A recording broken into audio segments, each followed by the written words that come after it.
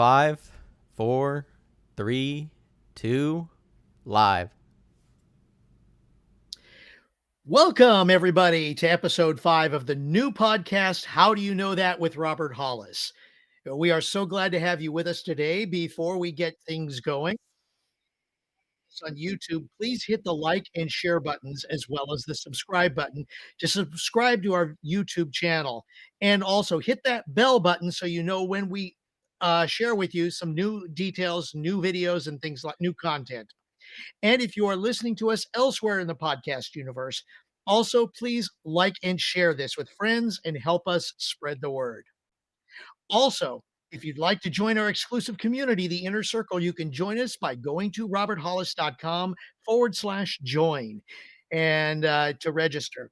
There you will find a lot of great exclusive content, and you'll be able to participate in our special breakthrough sessions to help you move to the next level. Today is episode 5 of How Do You Know That? And our topic is if money wasn't an issue. Now, allow me to introduce our host of today's show. He is an entrepreneurial evangelist, renowned for his incredible achievements. He is also known for inspiring countless of individuals around the globe with his unwavering determination and spirit. And he has helped 67 people as of this date become millionaires. Known as a mentor, GPS to success, and a dear friend, ladies and gentlemen, Robert Hollis.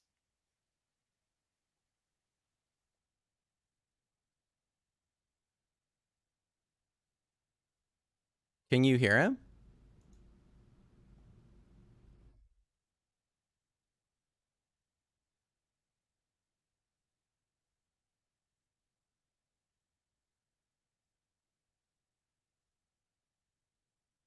Not getting your audio, Dad, for some reason. It could be possibly that I muted it and oh my Lord. All right, going back to you. Go ahead, Love Dad. you. Go for it. Love Okay. you. So, Craig, thank you. The hostess with the mostest and our co-visionary. Thank you so much. I appreciate you. And like the title today, the reason that we were wanted to talk about money, not the issue, is me and Matt were in a discussion, and there's some weird things, and I would say optimistic things that are happening right now in the world. And I don't think there's one person that will watch this live or recorded. You know, I have had people that tell me they don't have a vision. They tell me they don't have a purpose. They tell me they don't have a passion. They tell me they don't have a calling in their life.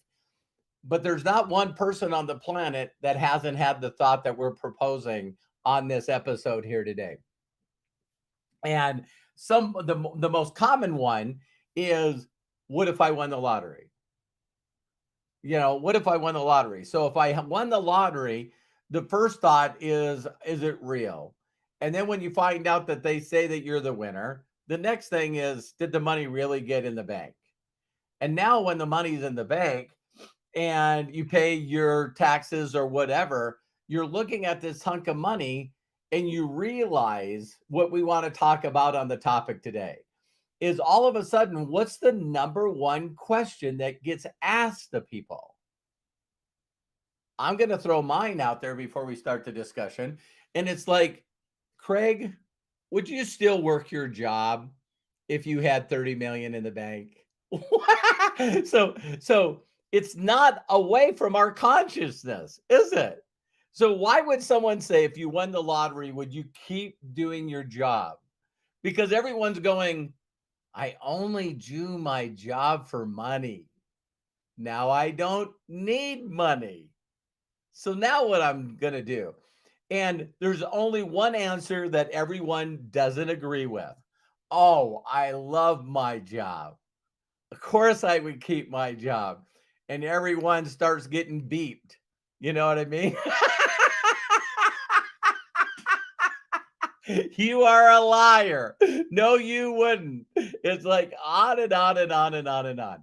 So that's what the topic is today. It's like me and Matt have had incredible discussions about, you know, there's 3 groups of people again. One group that is clueless and they really don't want to get a clue. You know what I mean? there's a second group that are constantly fighting change. They will fight change to the day they die. You know what I mean? And they're going to be upset because they traditionally thought the way they would be buried and have a funeral, when the people that get to make the decision is probably going to just, I don't know, you know, put them in a little box or anything. Do whatever they want, right? Spread their ashes on the ocean or someplace. And then there's the other group that's growing smaller and smaller.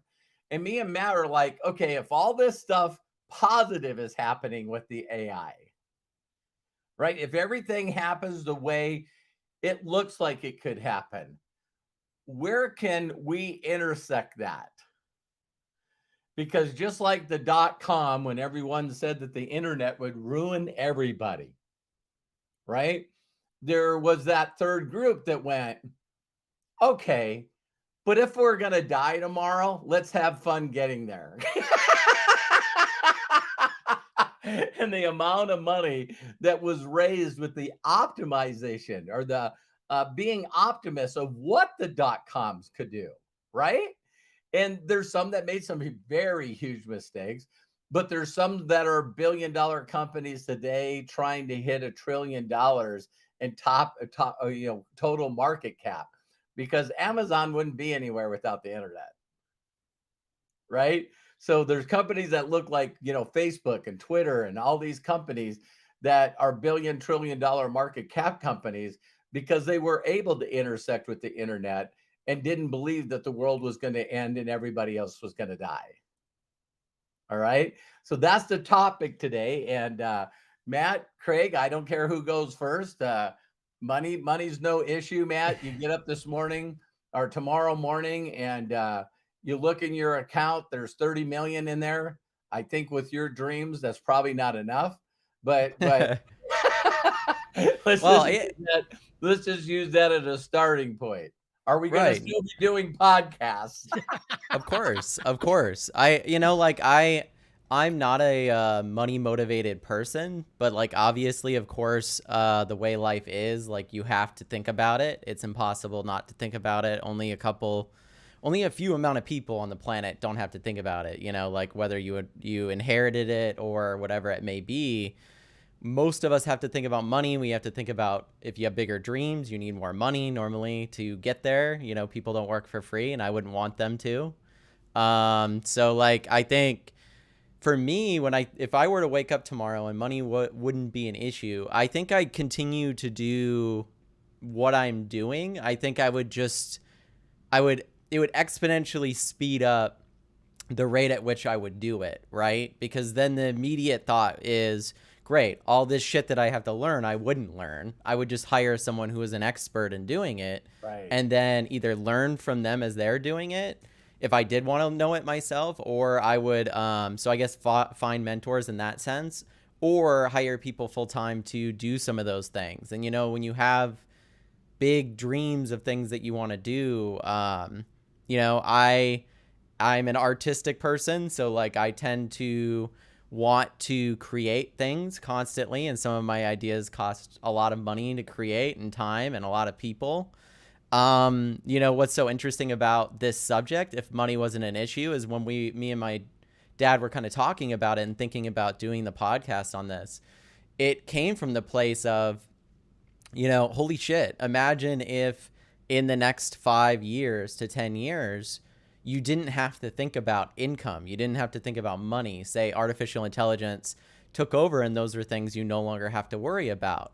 Is that going to make you a more creative person with that freedom? Or are you going to be more stagnant, right? And so like, I think the most important thing to think about if money isn't an issue is, what would you really do? And then write down and think about how soon that's going to happen, because it is going to happen. Right. We watched, me and Hannah, my wife, watched WALL-E again last night. Disney Pixar's WALL-E.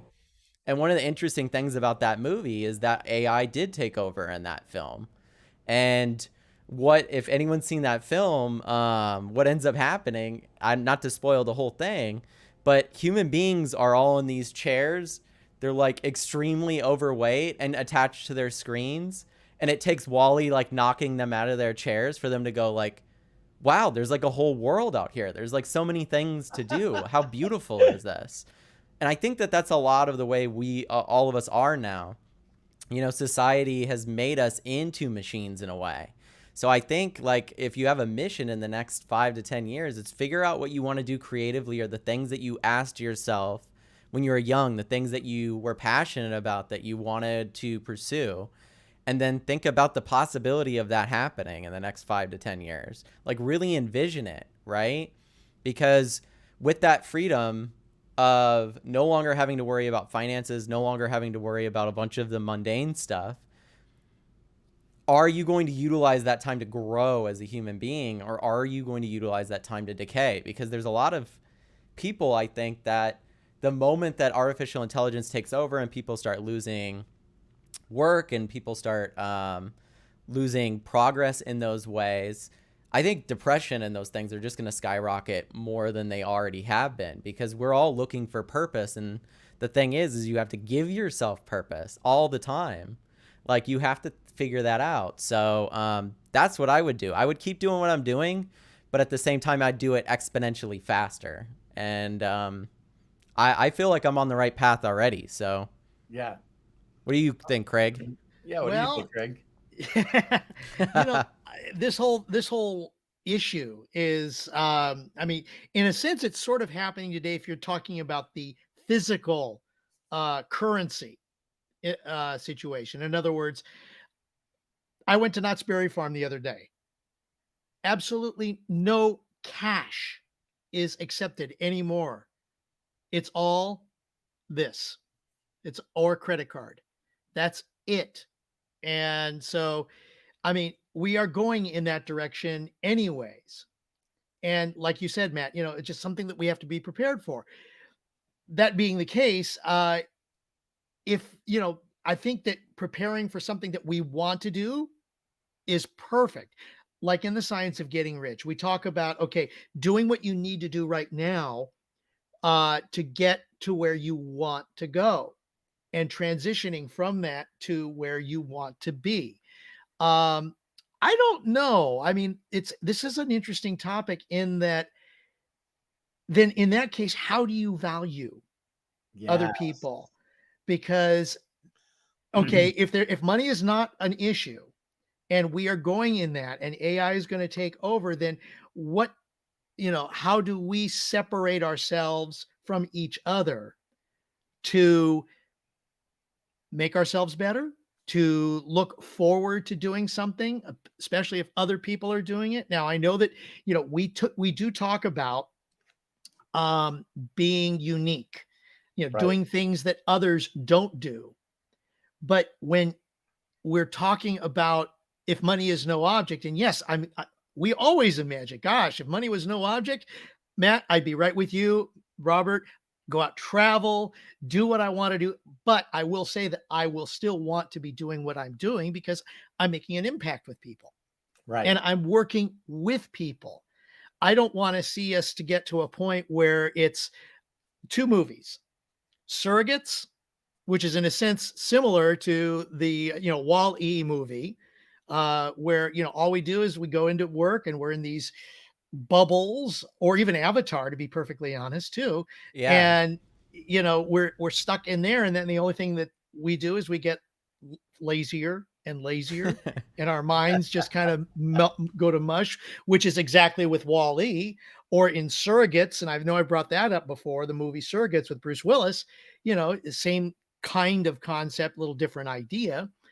But yeah, I mean, Wasn't Surrogates the movie where they were in, like you said, in avatars in a sense? They would stay in yes, their house and then they would put their consciousness in a machine body. yes. You know, I don't know how, if you either one of you guys have watched Black Mirror or like Black Mirror, but the new season of that's out and there's a new episode on that kind of specific Joan point. Joan is awful. No, not Joan is Awful, although Joan is Awful is pretty interesting in and of itself. If you haven't seen, the new season of Black Mirror is on Netflix, amazing show about the future. I mean, definitely watch it. It's crazy. It'll scare you, but at Mm, the same time, it takes from the Twilight Zone, right? So it's like Yeah. hyperized reality. Let's take this all the way to the extreme. But I see your point, Craig. You know, like if you put, I don't know, if you put humanity and put ourselves in a position where we really don't have to do anything unless if we really want to, yeah.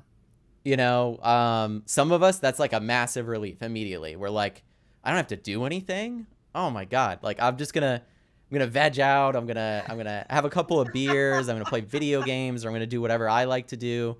Um, but I can tell you, just from statistics, like people that win a bunch of money or inherit a bunch of money, it normally disappears because that is a black hole. Like Oh, absolutely.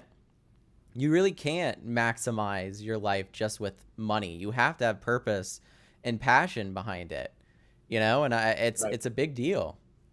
And Well, that is no. exactly it, purpose and passion, because Hmm. if you don't have that, what are you going to do? And that's why people who retire sometimes, it's like, okay, what can I do? I'm going to be honest with my mom. She's had a hard time in several instances, several times when she retired. When she first retired, she couldn't get a hold of things. Yeah. No She one. wanted to do something, and so she went back to work, and it Yeah. was the best thing for her.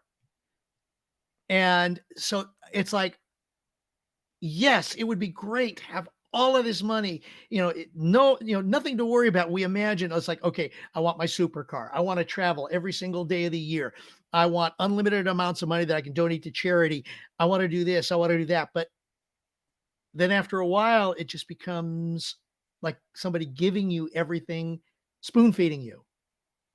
It's Hmm. it's really bizarre because Matt and I, as you know, Craig, Melody was a part of that as well. A lot of people was, for a while we were building what was called six-figure marketing, Yes. and we're doing personal coaching and group coaching, and the concept would always come up all the time. And I'm a firm believer in this. There's people that can do their best to prove me wrong. I just get fed with these things where it's not wrong, right? Mhm. And the example is that what if it wasn't that you needed the money first? See, that's sort of the thing that gets tricked by everyone, Yeah. because if you have a true vision of what you really want to do and it drives you and it pulls you and you're looking forward to it, then all of a sudden you come up with ideas or whatever you believe. I believe the universe starts giving you the resources and the people that you need. And there's been a lot of movies done about this where, a person has this unbelievable. I remember the one about I believe that was Jennifer Lawrence that was in that, but it was the whole thing where she came up with this idea about this mop. You know what I mean? And I'm gonna make this mop, and this mop's gonna really, really do everything. Well, all of a sudden she started finding the people that gave her the money to make that happen. And sort of like a Martha Stewart story, all of a sudden you just turn around and it's like, wow, people are throwing money at you. And they're also in a position because everyone gets excited about someone that has a clear vision. I mean, a Mhm. very clear vision. And yesterday I posted this with Craig and Matt, but I just put something in the group, you guys, under YouTube, and the world record for the Rubik's cube was broken. And so what I think is very unique is that here these people have an autistic son.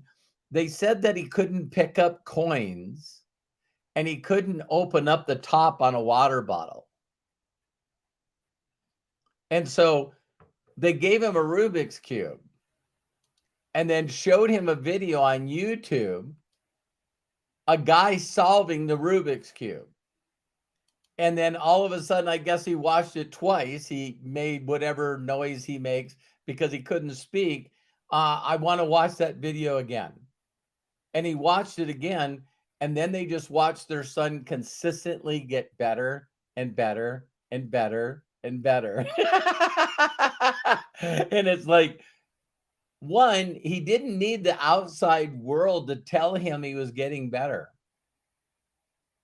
It was all a matter of solving the cube and then pressing the button. So I love the one that they showed in this little deal where he's like, look at 31 seconds when the record now is 3.1 seconds.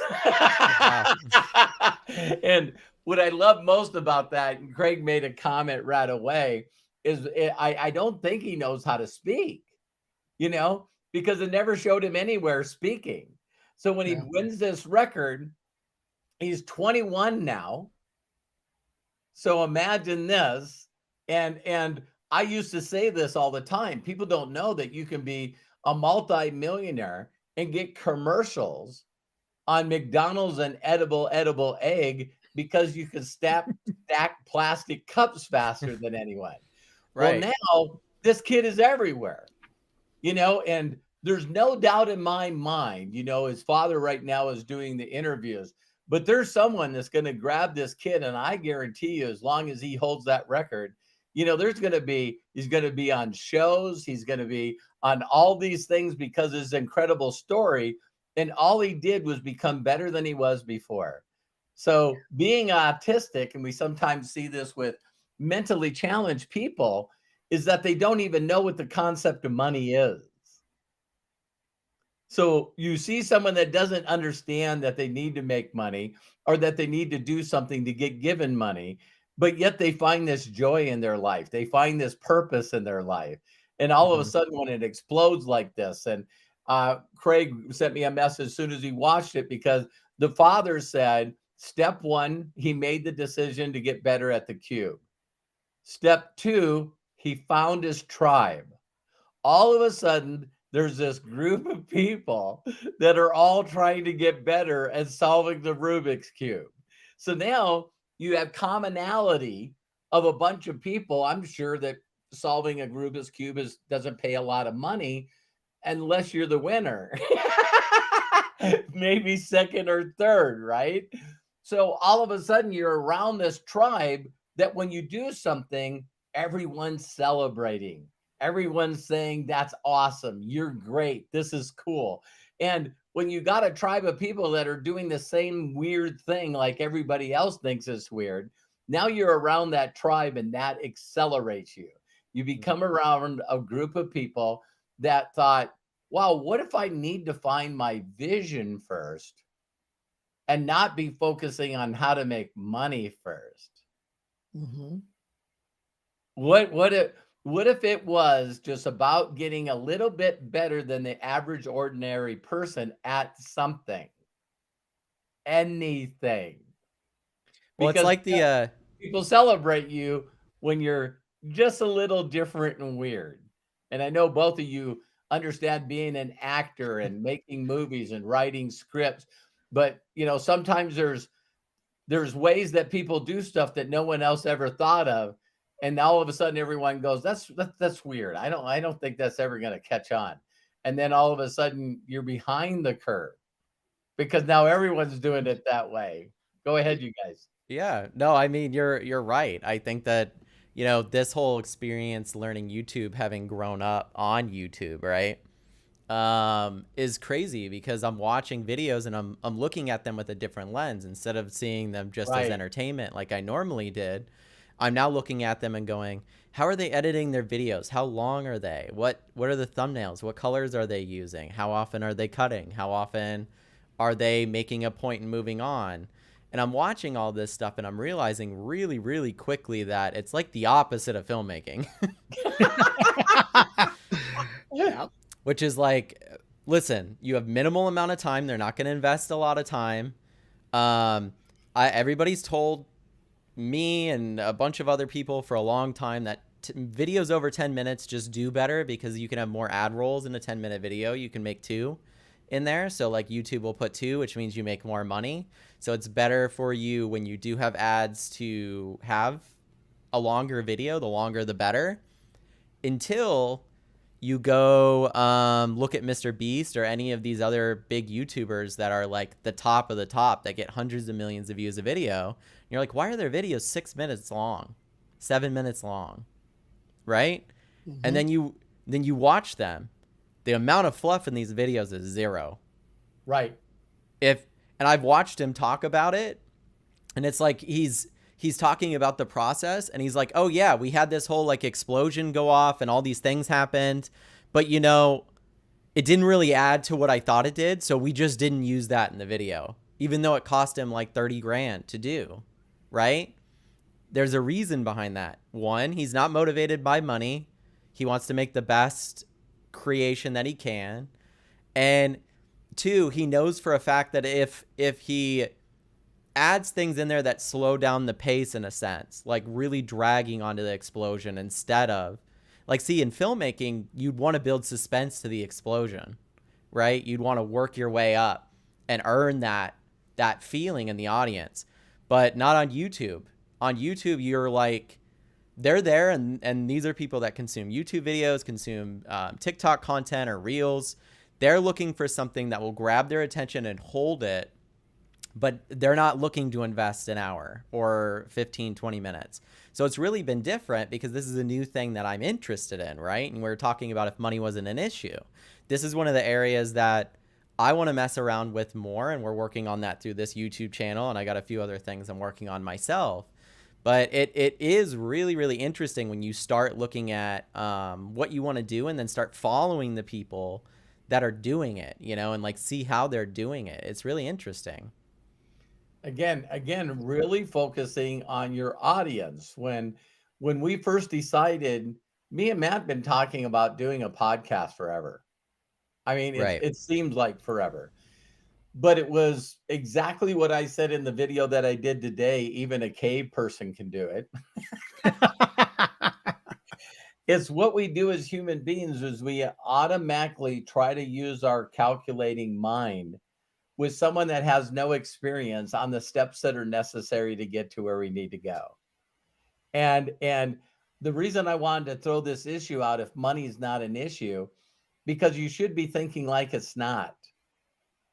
You should really be Yes. saying in your mind, the way to greatness, the way to happiness, the way to fulfillment is the service of many. And so you'll Right. find out that people focus on that, not being money motivated. A lot of people don't know this about me. I'm not money motivated. So Matt got that gene too.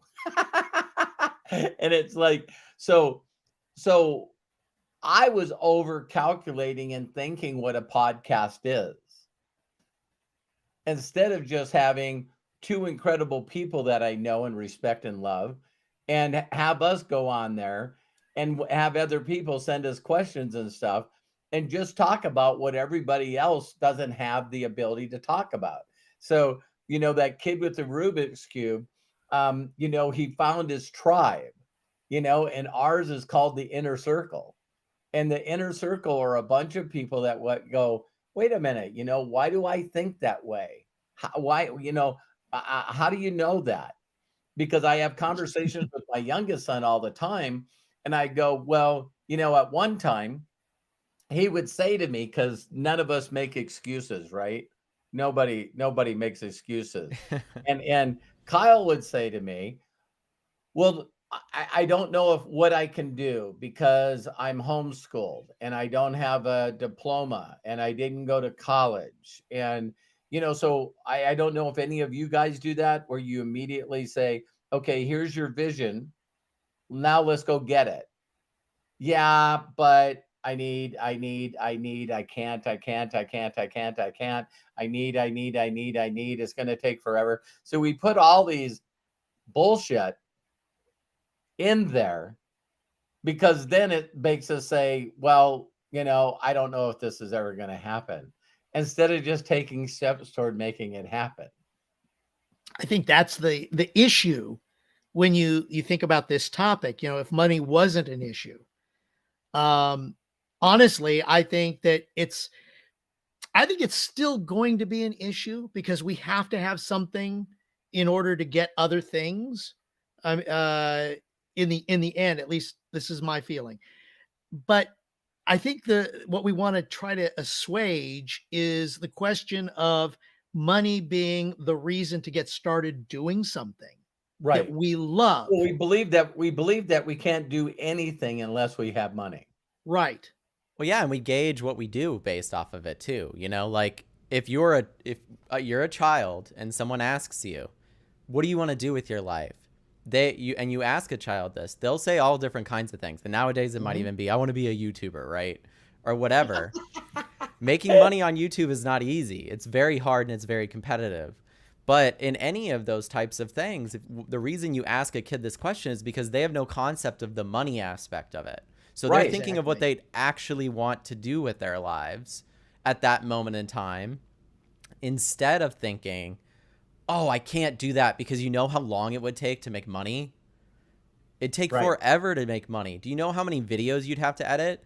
I just watched Mr. Beast do an interview, and he talked about how he'd spend 6 to 7 hours a day when he was a kid looking at YouTube video thumbnails, how long, all the stuff I just talked about that I'm starting to do based off of what he's done. While he was making videos, he was always trying to learn how to do them better. And it wasn't based off of financial incentives. It was based off of, how do I make what I'm doing creatively better? He was self-motivated to make it better. And he had his little tribe. They said that there were on Zoom sometimes 10 to 12 hours a day, him and his buddies looking at stuff all together going, do you think that these thumbnails are brighter than the other thumbnails? Yeah. Well, it's like there's this age-old saying, and there's a few people that have this title, Renaissance man or Renaissance woman, right? Or just Renaissance person in general. Somebody that dabbles in multiple things at once in their lives and excels at all of them. So my dad was talking about the Arnold Schwarzenegger documentary on Netflix, which I finally watched, and it was amazing. I recommend you guys watch it. He would fit in that category of someone that never at one moment in their lives went, sunken cost fallacy. I've invested way too much into this. I can no longer pivot and go do something else.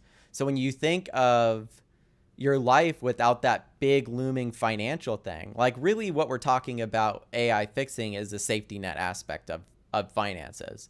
Right. Craig's right. You're still always going to be able to excel and make more money at something or be better at something. People are still going to somewhat be gauged on that for a little while. But at the same time, it's going to eliminate that fear that if you do something that you really want to do, that you financially will not be taken care of. And that because of that, you should just do the things that you hate doing and spend all your time doing those things to be financially taken care of. And I think that's what the whole point of this is about, is really like, okay, so just really think to yourself what it is you can be doing. On top of that, going back to the last couple of episodes that we've done, which is, okay, so this is coming anyway. This is coming anyway. How can I get my humanity back between now and then? Right? Matt, Absolutely. Keep going, because I want you to take the listeners and the watchers, including Craig, on the trip that you took me on. It is like when people say that, well, money's always going to be an issue. Sure. You know what? I watched a short video today, and this guy, he was trying to educate a bunch of business owners. And he said, think about the logo that the person created for Nike. You know what I mean? And if you guys know the story, that's a cool documentary to watch as well. And when you find out that the person created the logo and then the guy just sent him money, and that logo is made trillions of dollars, it's like, yeah. I mean, think though, like if you eliminate the trillions of dollars and you think about the impact the logo has, people have this logo tattooed on their bodies permanently. Yeah. They wear it every single day. Think of the impact graphic design wise or creatively that logo has had. Now they've added a slogan onto that, right? Just do it, or whatever it may be. So when you see the logo, it embodies from marketing that, oh, just do it sense, right? Right. And so like we're talking about impact in that way, right? Like no longer are you thinking, okay, my impact is, holy shit, Matt made millions of dollars off his idea, or the movie made $100 million at the box office or something like that. That's your gauge for success. right? That's really not it's really not enough anymore. I think it has to be a little bit bigger than that. It has to be more about self. I don't know why we lost them for a second, but I'm going to keep talking while we get this back. But it's more than just about self. It's trying to make an impact and trying to grow and build things to a level that, one second here, we're getting them back. Let me go back to this here. Main interview room. There we go. We got Robert, Craig you back. and I are now gone for a moment, at least on the YouTube. That's what he's talking Right. about. I'm getting him back. Hang on, everybody. We're almost there. And we should be back. You there, Dad? Yep, I'm here. Yeah. So, just continue thinking to yourself about the impact that you can make with what you can do. Because, like, if you're a creative Robert's person, not on. Oh, he should be on now. Am I on now? There he is. Yep. Okay, we got it. Yeah. Sorry about that. I'm watching in real time based on what they say, what we see on that's the 30. Yeah, that's 30 seconds delayed. So yeah. So yeah, if you're working on something and you're creative, right? It's really weird because you can really just never share this with anybody. Your creativity, you can keep it to yourself, and some people do. They have hobbies or whatever. But it's like what takes people to a level that they're going to bring their ideas or their creativity to as many people as possible, right? Yeah. Well, Matt, like that little video that I was talking about where the guy was talking to all these business owners about the Nike logo. And he was saying, this is how we get programmed in our head and we can't get out of our programming. He goes, do you know how many times I get asked, what is your hourly rate? What is your hourly rate? And so now every person that asks me what my hourly rate is in their mind coming up with an unrealistic expectation on when they think that this should be completed. Very true. I mean, and we gauge our results based off of that, which is really unfortunate because everybody progresses at a different rate, right? Yes. And people are busy and they do different things. So like we creatively go, or instinctively for whatever reason, because we've been trained to gauge success off financial incentives. Right. So now it's at the point where it's like, if this isn't a success in a month or 2 months, you might as well give it up. And you'll have friends and family say, oh, maybe you shouldn't be doing that anymore. Maybe you should look for something else to do. Right. Because again, it's based on how much money did you make and how long you've been doing it. And so this guy was trying to get across to these entrepreneurs and business people. He said, why don't you give me a description of what you would like me to create? And then tell me what you're willing to pay for it. And see, I really get this really, really seriously, because I, as a mechanic, we worked on flat rate. So a guy would come in at the very end of his day and he needed a 30,000 mile service on a Supra. I was so effective and so good. This is something I can brag about that I was proud about. I could totally do everything on a 30,000 mile service and it would take me about 28 minutes. That's how well I knew that I had the special tools. I had the knowledge. I had everything. So what would happen is I would see them tell the person, listen, a 30,000 mile service takes 4.5 hours. You're going to have to pick up your car tomorrow morning. So the service manager would have to lie to the customer, because if it costs $800 for a 30,000 mile service and I did it in 28 minutes, they're pissed off. It's like, wait a minute, you only took 30 minutes to do it.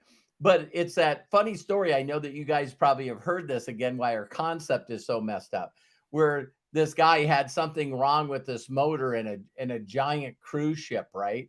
And so they bring a mechanic and he couldn't fix it. And then they bring another mechanic and he couldn't fix it. And the guy said, don't you understand that it costs us about $500,000 an hour? because of the customers we could serve, because this is not working. And so every time that one of the guys couldn't figure out what was wrong, then they finally said, referred to somebody else. What's that phrase? You always have enough time to do it over, but you never have enough time to do it right. And so they finally all referred this one mechanic. And so the mechanic comes in and he goes, how much does it cost an hour?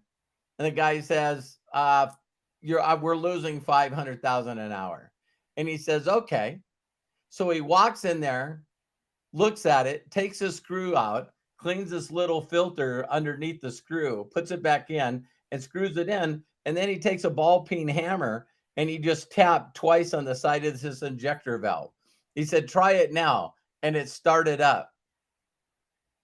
And the guy says, I told you I would bill you for an hour. You only owe me $500,000.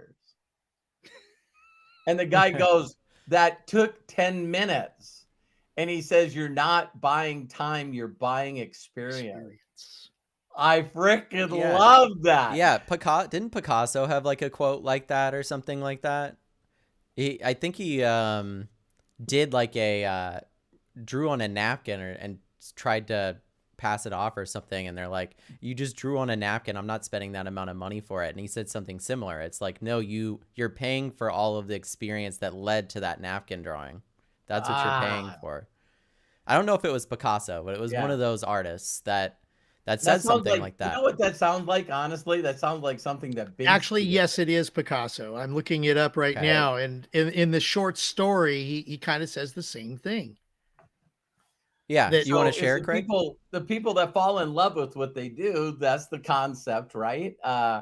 You never have to work another day in your life if you love what you do. Absolutely. And so if that's part of your vision, you're no longer working at it like Mr. Beast. So he's like, hey, listen, now I get paid $2 million a month. It's not about money for me. So now I just got to make bigger productions that get people's attention more. I mean, he's spending, it's similar to what Jeff Bezos did to build Amazon. And this takes a certain, and I think Elon did the same thing, but it's like, it takes a certain mentality in a person to forego money and go, oh, you just gave me a bunch of money, and now I'm going to go gamble it on another creative idea. Yeah. Because they're so unconcerned about starting from zero. And all of us are so worried about starting from zero. And when you really ask yourself, like, why we're worried from starting from zero, when you hear a bunch of people that have become millionaires, if we are talking about money, say that that's happened to them 4 or 5 times. Right. But we're so scared to like take a step out. And then when you look at other people's stories, like actors, for example, Craig, how many actors do you think have given up their jobs and moved to LA and start from scratch and either became successful or didn't? There's still that jump every single time, and where you have to be. You put yourself around, like my dad was saying, Mr. Beast does with his community. You put yourself around people that have a similar goal as you, that push you, and they make you better. So, and then you go, as Robert has shared, is you advance to the next tribe as you get better and better, gooder and gooder. It's like, okay, Matt, to use your analogy, you're a big fish in a small pond. Yeah. Let's say that you're a great actor in Keokuk, Iowa, and you've done everything that you can do there, but it's not enough. So what do? You go to Chicago and you become a big actor in Chicago, but it's still not enough. So what do? Well, if you're in, technically, if you're on stage, you'd go to New York. If you want TV or film, you go to Hollywood. After that, now, and this is another thing, is what do the actors do after they've made their millions? Okay, directors, producers, writers, they start working on their own projects. So that's where this is kind of interesting, where yes, the experience points bring them up to the level of where they want to be. And then it's like, okay, now that I've got it, what do I do? Yeah, they're always, I loved in that Arnold documentary where he was like, every time I had accomplished a goal, and you hear this a lot with people that are self-motivated, but it's like when I've accomplished the goal, everyone's cheering from me, and I'm already thinking about the next goal. And he used the quote from the first man that climbed Mount Everest. And the quote was, "Now that you're at the top of Mount Everest, what did the view look like?" And he said, "I saw a mountain off of the distance and I was starting to plan my route." Yeah. Exactly. The movie, one of the That's such a movies, true quote to yeah, life. So one of the movies we could put up for review too is Tucker. So my mentor Terry and I, he would have us all together in our little tribe at a seminar, and when the seminar got done, we'd all go out and grab a bite to eat, then put on our pajamas and come down into the seminar room where they moved all the chairs, and everyone would bring their blankets and their pillows, and he had a popcorn machine in there and a soda machine in there, and we would watch a movie and then discuss it in a mastermind.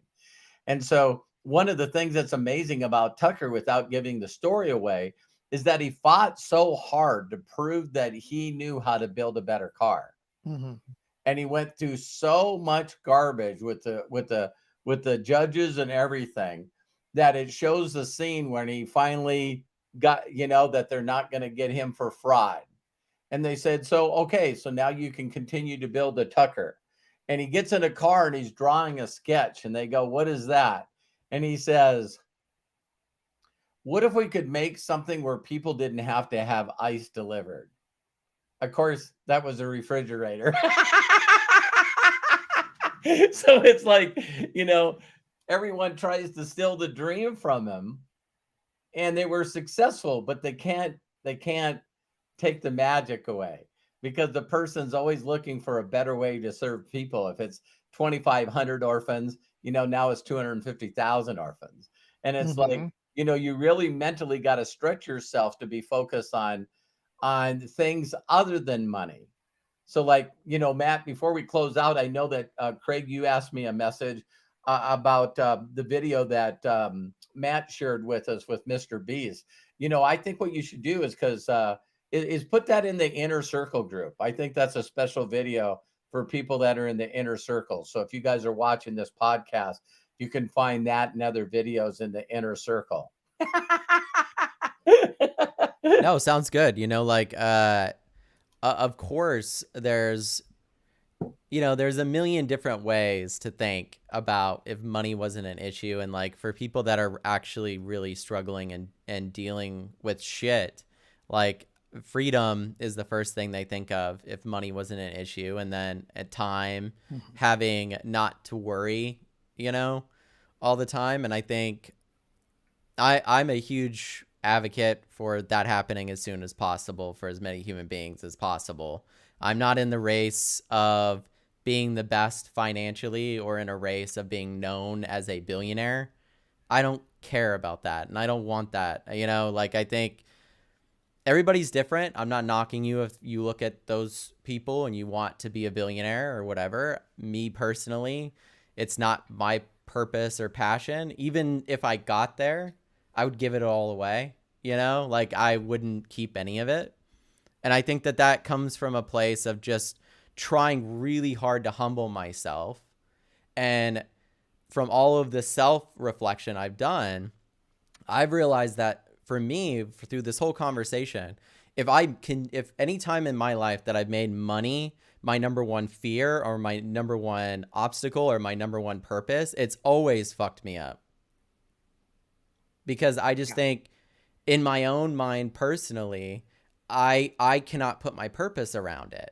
I don't, right? And so I've hit milestones in my life working with my dad and in general financially that I thought when I would get to those milestones when we were building things that I would feel like amazing. But the reality is I felt just like the guy climbing Everest. I'm like, okay, but there's another mountain. But the problem is I didn't feel good about the mountain that I had climbed because I had made the purpose finances.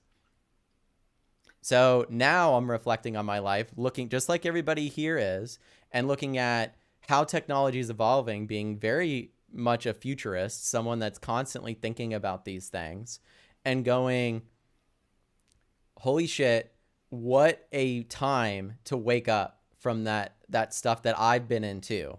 And so when you guys hear me talking about this stuff more and more, I didn't just automatically get here, you know, like all of us slip in between these two areas, right? It's very hard to like beat it out of your mind what's told to you every single day, everywhere. Right. It's difficult. So Well, yeah, I man, think Yeah, go how we ahead. got on this subject, is I wanted you to blow everyone's mind about just a utopia where Yeah. everyone in the world is guaranteed income and they don't have to use money for anything. I know it's like I yeah. every single time I talk about this, right? And you'll hear a lot of, I'm not backing myself up and saying, "Oh, you know, like I know all of these things and I'm predicting this stuff." A lot of the stuff that I talk about comes from the exact same place that a lot of my information does. It's a mixture of my own personal thoughts and learning to people that are educated in these things. And so everything I'm about to say is going to sound crazy. It's going to sound crazy, but it comes from the same place that, and I love this analogy. Um, Imagine you're under a kingdom and you want to own a business and you want to own land and you want to be independent. If you wanted to do that in the past, the king owned everything you owned. It was a crazy concept for thousands of years to think of living life where somebody else didn't own everything that you did, until a group of people, human beings, went, that's not going to fly anymore. I don't want that. That's bullshit. I don't want to live my life this way anymore. And they fought and died so we didn't have to do that anymore. So we could own what we had. So capitalism is a newer, like in the scheme of Yeah. humanity, is not that long of a Mhm. thing that's been going on. On the other hand, it's ruled the world to the point now that you have to have a capitalist economy almost to be on the world stage. It's the reason China now is on the world stage. Any other country that's gotten on the world stage or grown is because of capitalism. So to think of capitalism not existing anymore, it for all of us that have grown up under it is insane.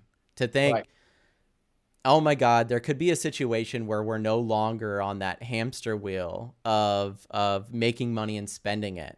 That there could possibly be a, And people immediately mad are going to say, "So what are you talking about? Communism or socialism?" No, we're talking about the same way capitalism was invented. It's something else. well, I think Well, it's normal of us to like label things. Craig, you had something to say? no, go ahead because you're on a roll there. I'll Yeah, no, it's normal to like have these initial like knee-jerk reactions, and I think it's also good to think about why you have them, right? Like Yeah. I think politically too, a lot of people vote sometimes against their own best interests and they don't think about why they're voting or what they're voting for because they get behind a label, right? And they're like, that's my label, so I'm just going to keep doing this. And I think it's hard to think of capitalism not existing because you've dedicated your life to it in a sense. But there will be a world, you guys, that will exist where capitalism is not the main way that it is anymore. And it's because capitalism exists because of competitiveness. And when competitiveness is eliminated because artificial intelligence, I mean, do you want it to compete against itself? Because it will beat you. It will beat you on the stock market. It will beat you on structuring a business. It will beat you on, allocating Your test, budgets. It will your beat you test, on. your test on the MCATs, your test on a lawyer. It'll beat you at chess. Right. So it's going to take a bunch of these competitive places that we really like use to go, I'm better than you here. And we'll still do that. We'll still be like, I'm better than you here or there. But the problem is that AI will force people to use it first before it's everywhere. So what will end up happening is everyone that uses AI will beat the people that don't. It's like riding a bicycle versus running. And I love Internet. that I love that analogy Steve Jobs has said, where it's like, the human being is nowhere near as fast as a cheetah, and a cheetah would beat you any day. There's a lot of animals that could outrun you, but a human on a bicycle is faster than a majority of those things. And the reason that a human being is because we invented something to make it faster. And that's what we're doing now. So when we get to a place in the future where you no longer have to compete financially in the marketplace, how are you going to live your life when you've structured it that way? You don't have to work for money. But if you can Right. work for passion, okay, that's fine. Right. But right now, that is the thing that separates a lot of things, as you've said, Matt, is the Mhm. money aspect. Yeah, we can imagine all we want of not having to Yeah. worry And about let's money and things right. like that. But it's at this moment in time. That's not to say that it's not coming, Right. but there's going to be some other thing. At least this is my opinion. I believe there will be, if it's not money in the way that we know it, there probably will be some other thing that will hopefully drive us, make Yeah. us passionate to do the things that we want to do. Yes, financial freedom, that's what we Mhm. want. And then we can take that money, because in that concept, if money was no object, we can imagine what we can do. Well, Well, we imagine what money is. It's monopoly Right. money. It's yeah. not Yes. there's nothing backing it. There's nothing that exists now at this point. We've gone off the gold standard a long time ago. So we're printing money, it's monopoly money. The debt is monopoly debt. There's the only reason it's this way is because we want it to be this way. I And I think remember that's something to someone, think yeah. about. I remember someone saying one time, golly, he's a old SNL guy, um, Miller, Miller, it was his name. He was a comedian, and he was going, I got invited, he said, to the White House one time, and he says, I walked up to everyone in the White House and said, if I wanted to pay off the national debt, who do I make that check out to? Dennis Miller. Yeah, Dennis Yeah. Miller. And Okay. it was like, he goes, no one in the White House and no one in the government knew where I could pay off the debt. It's like, it's a debt. It's like, well, why is it there? It's like a lot of people don't get that. But like Matt was saying, when you think of stuff, the reason we need to make money is pretty obvious, right? I remember something, again, this is not political. So just we're doing this, so we all can mastermind about this. But when Bloomberg was in the fight to try to get into the White House and win the presidency, there was a thing that went out where he spent $380 million. $380 million on advertising to try to get 2-3% of the vote. Of course, he was not the candidate, right? And so someone threw out there, and there's a bunch of people that are trying to play with math. And he goes, why didn't he just send $1 million to everyone in America? It's like, listen, if you vote for me, instead of, we'll just send $1 million to 380 million people. Well, look at Andrew Yang, if you're gonna, say that Yeah. recently And with the one of the $1,200 things that yearly. we don't realize is that when the pandemic hit, there's a large group of people that figured out that they didn't have to go to their job, that they could actually survive. And I know what everyone's going to say. Well, that's because the government was sending them money. Okay, so when you have 50% of the people that used to work making more money from the government when they weren't working, how does that play with your psyche? How does that mess up your psyche? So now everyone says, well, we want you back in the office. We want you on your half hour, your 2-hour drive and commute traffic every day.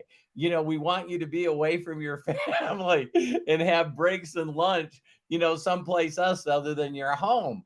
And people are like, no, no, Yeah, I mean, it is hard to put I'm the not doing that. right. And I'm not talking about the 30-30-30. If you've heard me talk about other, over 50% of the people that are employed in America made more money during the pandemic than they did going to work. Yeah. Well, How look do at you, Twitter. Yeah. how do Twitter you was that set way. their mind? How do you set their mind Oh, we lost him again. Yeah. He should be back. But Craig, did you have Okay. something to say to that? Well, yeah. I mean, Twitter is that way when we're talking. Oh, sorry. Go ahead, Robert. Continue with what you were doing. Now that we got him back. No, I Gotcha. was done. Oh, okay. Okay. Two things. What you say, Robert, true. I mean, look at Twitter, because Twitter is a company that is internet based. They closed the offices because of COVID, and now Elon Musk's wanted everybody to come back when everybody was all settled at home with their computers and everything like that. So yeah, I mean, we've now entered a whole new paradigm shift on how to look at things, and like you were just saying, uh, what the next steps will be. Now, I do have a question for everybody from Jerome Marshall in the chat. Uh, and I think, Matt, you could probably start this off. Do you all think AI will eventually turn competitors to allies? I think the possibility of people working together towards a common goal is pretty normal to think about. Right. There's always going to be deviations from that. There's a reason that there's multiple different religions. There's a reason that there's multiple different companies in the same area. It's just different beliefs or purposes on the way to get there. I think at least what it will do is equalize everyone. So then the best ideas come to the top instead of the first person to get there gets to the top and then uses the current state of capitalism to hold everybody else down from getting there, Yeah, which is the way that it that's works, called a monopoly. which is which apparently back when you guys were growing up was a issue that they did something about, and now they Yeah. don't give a fuck about. So like it's Yeah. like, every I could go on a whole rant about that, but it's like things go in front of the FCC and stuff like that, and they just allow these companies to continue to consume their smallest competitors to the point where, I was watching Wall-E, like I said last night. There's this big company that owns everything called By and Large in that movie. Mhm. Every single thing that is in that movie is owned by them. And it's like, that's exactly how it could be with Amazon, right? We're kind of already getting there, where Right. Amazon really could be that company. Whoever breaks ground on AI first and uses it to capitalize everything is going to 100% at first try to hold everybody else back from getting there. And the people that haven't gotten to that place yet are already asking for it to be limited so they can catch up. Like and they'll use the media to scare you into thinking that we're about to have a Terminator situation when that's never going to happen. That's science fiction. It's not reality. So in my mind, I think, and I want you guys to speak on this too for a second, but as far as competitors to allies, I'd hope so. But I'm also human and grew up around humans and watched humans. And I think that the reality is that until AI steps in and limits us from harming ourselves, we kind of are in this cycle where we can't stop. Like that's probably the main downside of being a human being, is even though human beings are incredibly compassionate, if you were an alien race and you were looking down at the world, you would look at us and go, why are they so self-destructive towards their own cause? Why are they so self-destructive? Don't they realize there's planets out there, there's stars out there? If they could just work together and not kill each other or badmouth each other or hurt each other, they could progress. Imagine all the things that they could do. Mhm. It's going to take AI to force us to do that, because it's an equalizer in a sense. A kid that's living in his parents' basement can use AI to do something that it would take 100 people to do now. Yeah, And they're now that hasn't estimating. dawned on people Yeah. yet, but it They're will, now it is. estimating there used to be, Matt and I were talking about this. So they used to say that to build to build a $1 billion company, you had to have 100,000 employees. So we're talking in the industrial age. All right. Then Mhm. all of a sudden the internet. Oh no, I lost him again. I don't know why that keeps happening, you guys. Sorry about that. Um Really weird. Got him back now. we'll pull him back in here. Main interview room. Da da da da da. Don't have my dad back yet. I got you, Craig. You're here. Okay. I feel like I need to use maybe I don't know what ends up happening to you guys where it keeps dropping. You just get kicked out or nothing happens? I see every now and then I see one of you drop out, but I know that I haven't seen me drop out. I got you back now, Dad. Okay. So I was saying that no, I don't do anything, Matt. It just drops. And so it has to be the person sitting in front of all the controls. I was gonna say maybe I was gonna make a joke. Don't take this seriously.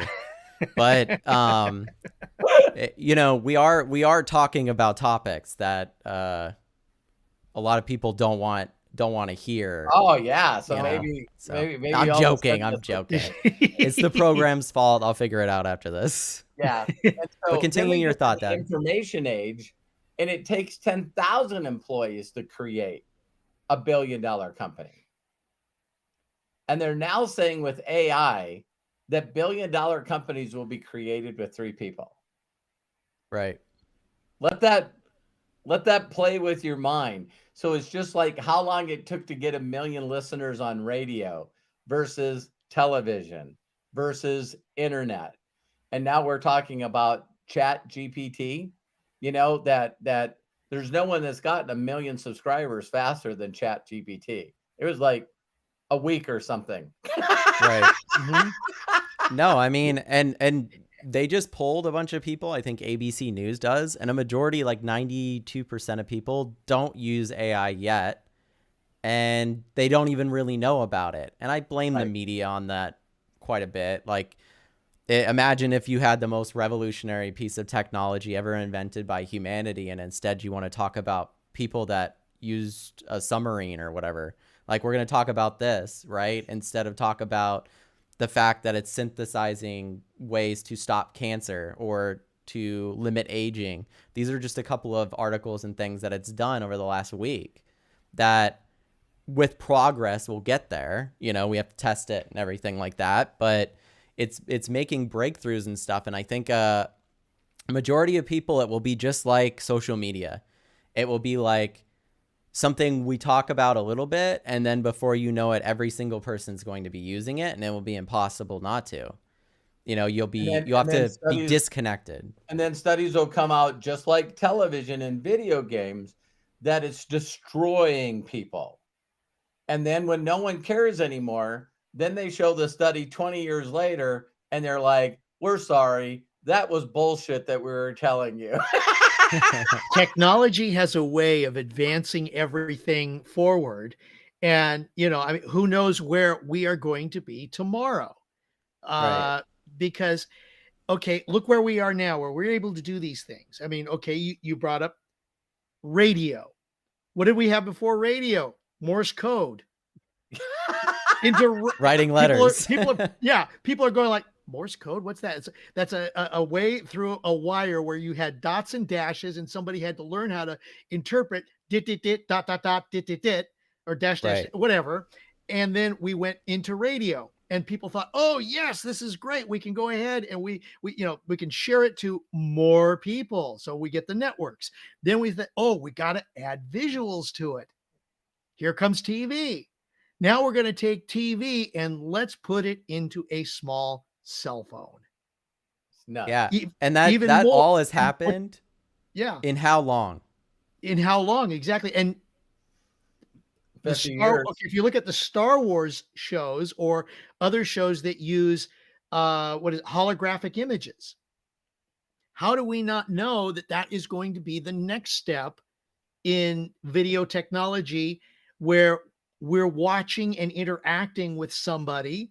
I mean, even the Avengers movies sort of use that with, using a camera and virtual technology.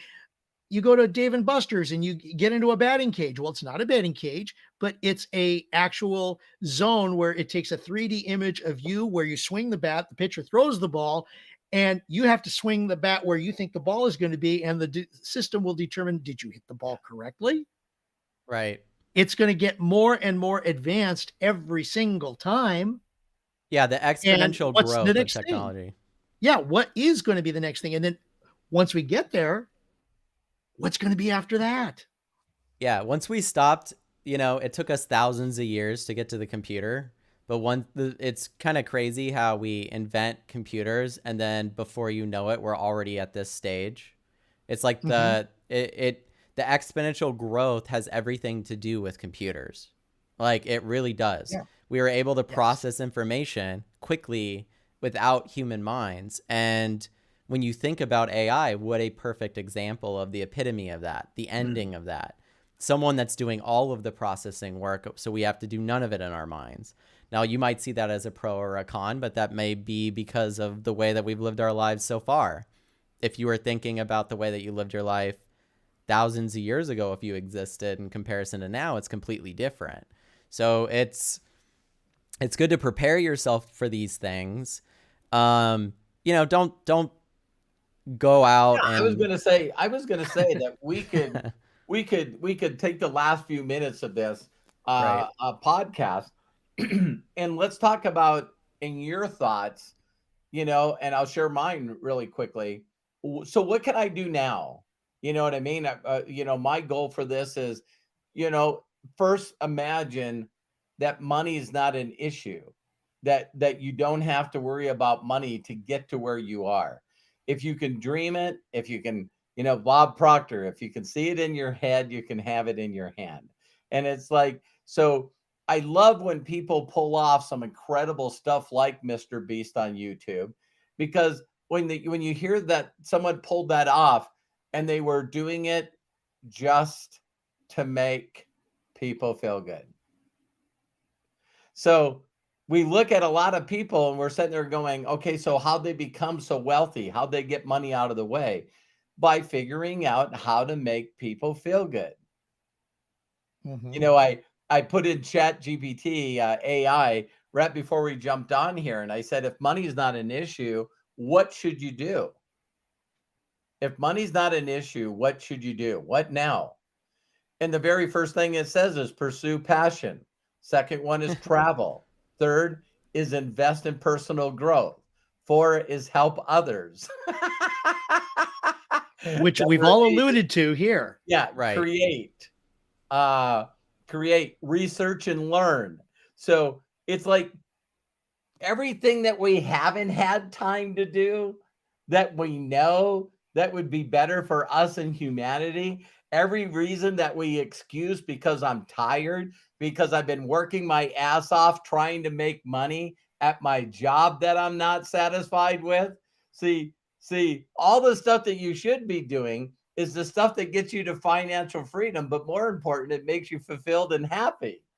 It's like working for money, being an employee, and let me get sort of harsh here, being involved as an affiliate or an independent distributor all day, every day, trying to figure out how to sell someone something, not because you want to help others. No, you need to make money. If your number one focus is I need to make money and this is why I'm doing what I'm doing, then that makes you too tired and too exhausted to focus on the things that you're supposed to be doing, which is if money wasn't the issue, you could do those things and the money would come. Just a thought, but I sort of live in my own fantasy world. Craig? Well, I think you're right. But I also, again, going back to the science of getting rich, how do you get to that point? Right. You've got to do what you do now, do it to the best of your ability, and take whatever time you can to focus on what you want. And as you transition from one point to the other, that's when you start feeling fulfilled. That's when you start uh, getting that freedom to do what you want. And eventually, exactly, eventually, if you work at it enough, and you've brought this up in previous going lives, you get to the point where you can, let's say, $3,000 a month you earn doing the new thing. then start transitioning away from it so you can do the passion, do the thing that you want. And I'm going to caveat that even. What if you just enjoy doing what you like, regardless of what you're doing right now? You want to, on the weekends, go out and save feral cats, or take time to go to a senior center and volunteer your time while still doing your job. Does that make you happy? Yes. Then I'm going to go ahead and do that. I think that's the most important thing that we are kind of alluding to is, Right. yes, are you happy with what you're doing? If not, start making the transitions and make the change. Don't cut off your nose to spite your face in the process. You know, Correct. people, one last point with the actors, people think that, oh, I'm going to go to LA or New York and I'm going to become an actor. No, it's not going to happen overnight. It's going to take time. You've got to practice. You've got to rehearse. You got to get experience. You got to do a show or two where you are at this current place in time and build up your resume. Then, when you think you can do it, if you're not already in New York or Los Angeles or London or wherever it is you are, you build to that, you get a good resume, and then you say, okay, you know what? I'm at a good point in my life where I'm going to move. And you do it. If it doesn't happen within an appropriate amount of time, and there are people who give themselves a time frame, then you know what? The best thing in the world you could say is that you did it. Yeah. You Yeah, did in it. your You life, gave it a right? try. I'm sorry? No, I mean, that's it. It's like, it's your life at the end of the Yes. day. A lot of people forget that because they get caught in the process of living instead of living, right? And so it ends up being this Yes. whole process of like getting to the next day instead of being grateful that you do have that next day and the things that you do have in your life. So like, like gratitude is really important in general. And I think, Absolutely. just like you were saying, Craig, pursuing something that you're personally passionate about with your life, even if it takes a long time to get there, remember that it's your pace and that not everybody is going to immediately, I think everybody right now loves Pedro Pascal. He's just amazing, right? He's like in all Mhm. these great things, The Last of Us, Mandalorian, he's in a few movies, but he's like the new hot actor in Hollywood. I didn't see Pedro in anything when he was 18 years old or 20 years old, or no, he worked to build his career in acting to Yeah. now, and it paid off, and it's paying off big, and he's so humble about it. And I think that's why everybody likes him, because you can tell that he's in love with the process of doing it.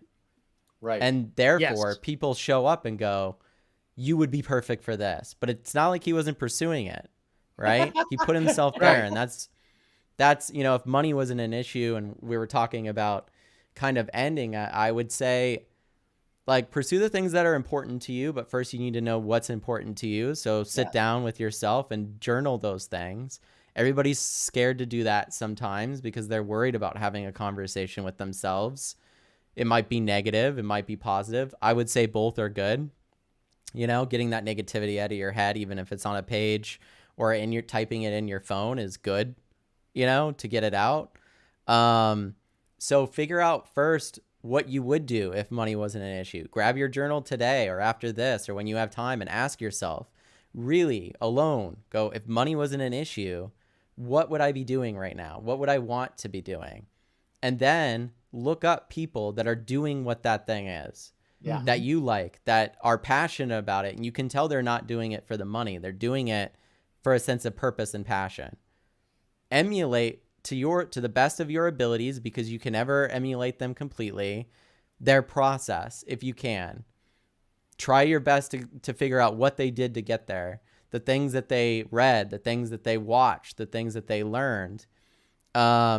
Get into conversations with other people that are in that same space, community, collaborate with people that are interested in it. Use the amount of time that you have. And then eventually, when money is not an issue as much anymore, then if you haven't already gotten there, which it could happen, now you have the opportunity to fully step into it and do it if that possibility arises. But I would say it's worth it if this never happened. Yeah. Right? Of Mhm. course it is. Yeah. It's So- always the journey. Yeah, my end statement is, I say this to Matt all the time, and it gets a giggle out of him. It's like, people say, Robert, please, would you just get me motivated? And my first thing I say to them is, you're going to die. See, I'm laughing already. Yeah, it's like, and so I tell Matt, regardless of what good's going to happen or what bad's going to happen, if the world's going to end tomorrow, I'm going to have the best freaking time I possibly can. And then it's over. So, you got the people out there that we all know that are negative, and they stay in that negative place. So when I tell them that I live in Yellowstone, Montana, their response is, isn't that where the super volcano is? See, it's like, and it's like, when I lived in California, Craig's heard this his whole life. Now Matt's there. Well, you do. What side of the fault are you on? San Andreas fault line. San Andreas, yeah. Because when the San Andreas fault hits, you guys are sliding into the ocean, and now there's beachfront property.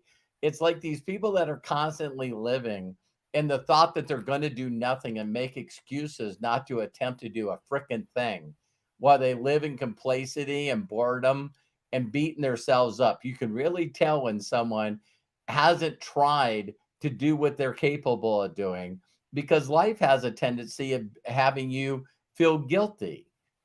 You get a little bit of shame. You're constantly going, I could do more. Why ain't I doing better? So then you work on this habit of just constantly beating the shit out of yourself, and then you wonder why you don't feel good. Well, it's all like future thinking and stuff, and I get it. I suffer from anxiety, so like it's one of those things where you start thinking what ifs, or should I do this or should I do that?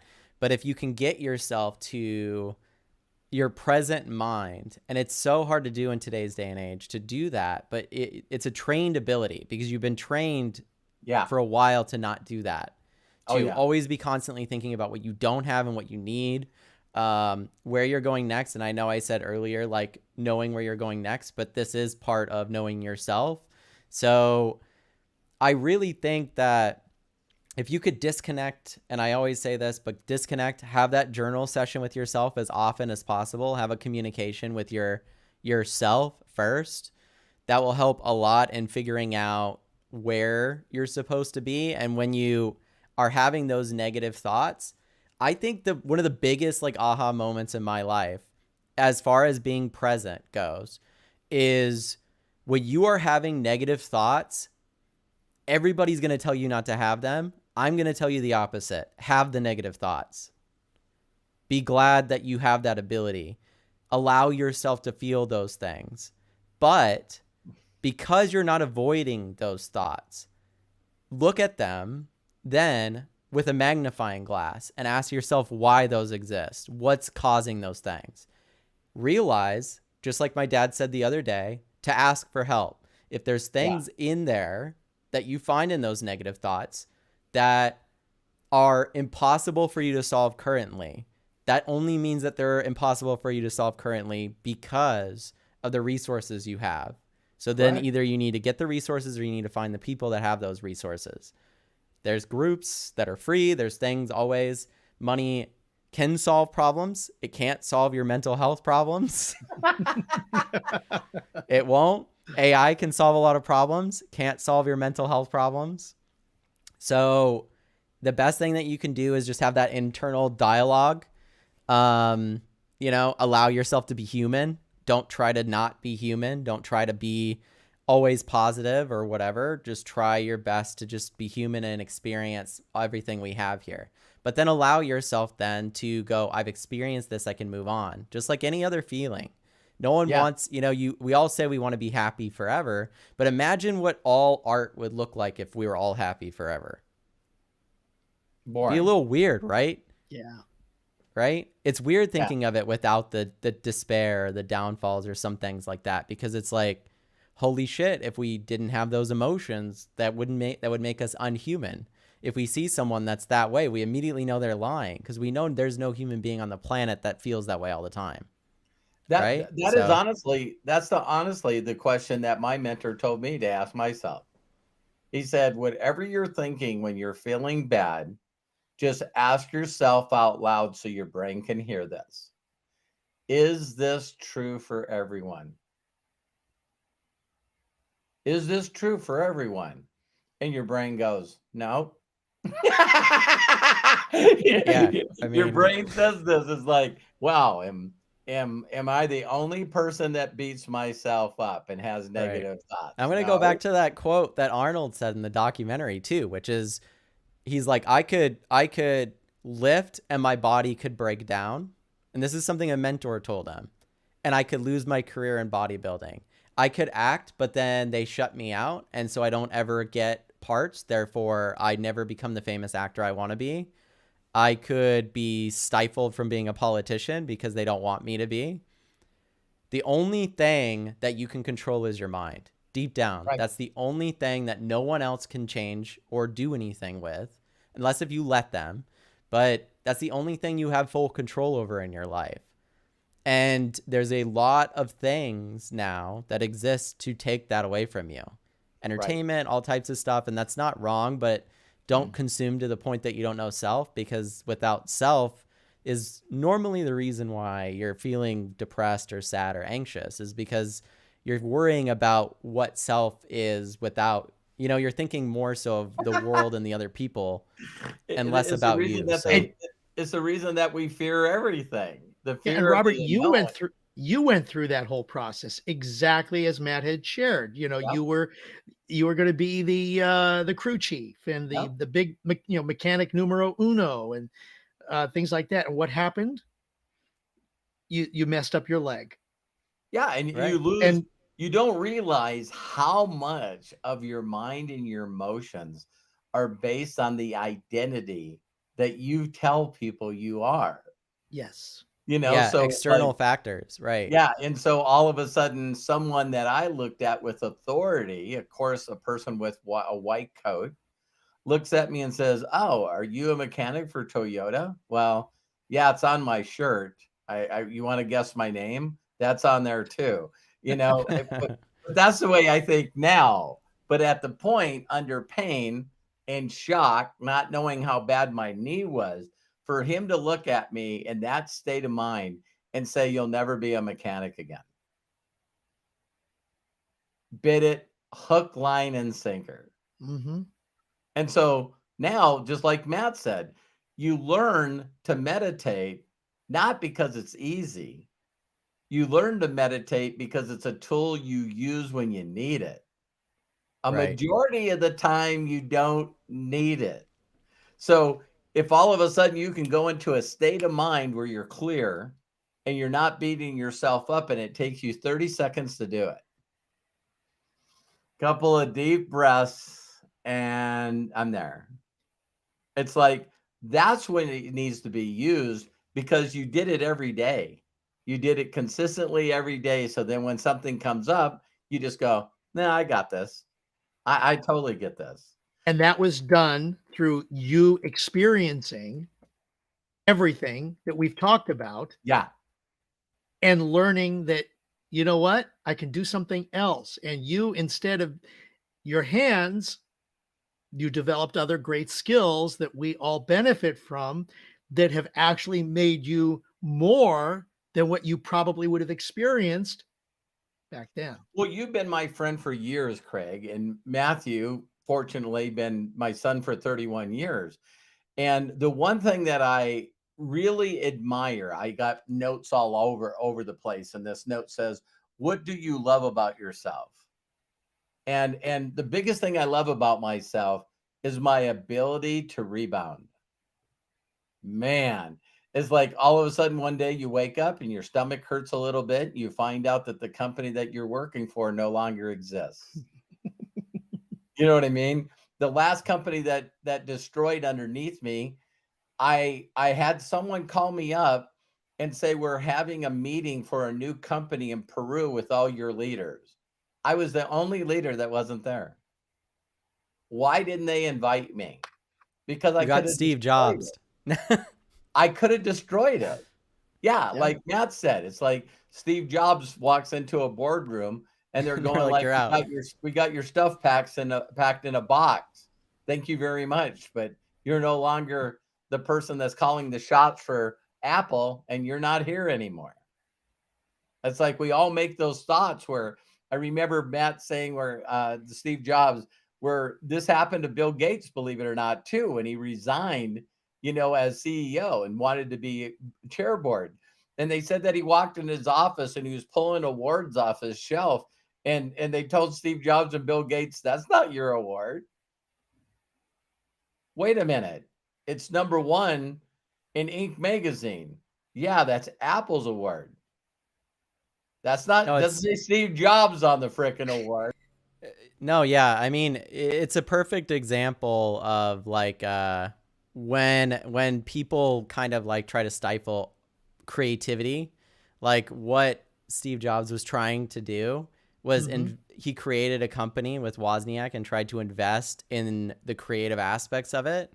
They didn't always end up financially viable. So since they didn't always end up financially viable, they're like, let's get rid of him.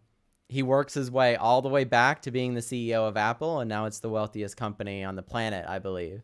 And still, that he put someone in power before he passed away that carries on that creative vision. So it's like this constant growth towards creativity. And that's really, if money wasn't an issue, the biggest thing is it's like, what can you pursue creatively? And creatively is like a broad word, right? Like it fits in a lot of areas. But so yeah, I know that my dad's keeps falling off. I don't know why that keeps happening, but Craig, you're there, right? I'm here. I Yes. see you. I see you. Yes. Yeah, I see you and I in the YouTube chat or in the YouTube channel.